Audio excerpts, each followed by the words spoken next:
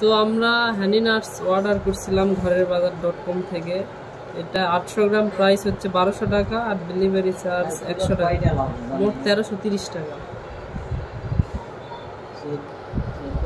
তো এটা এখন একটা অনেক খুলি দেখি। আমি ভাবিছি যে একটা ফুল নিবে, বুঝাচ্ছে যে আশা দেখা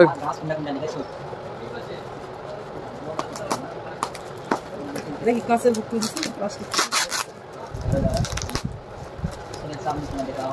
শুনছেন না, আমার দেখা লাগবে না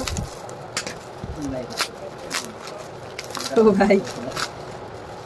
এত হানি কে, এত মধু কে? প্লাস্টিক বোতল কিন্তু ওজন আছে অনেক, বোতল প্লাস্টিক।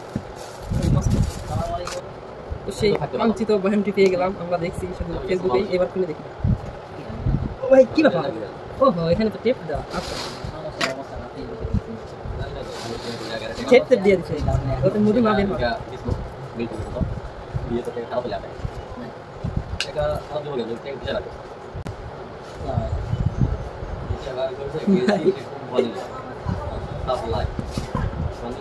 কেমনি কি কোথায় থেকে শুরু করবো? একটা কাঠ বাদাম না কাজু বলা, এটা খেয়ে দেখি।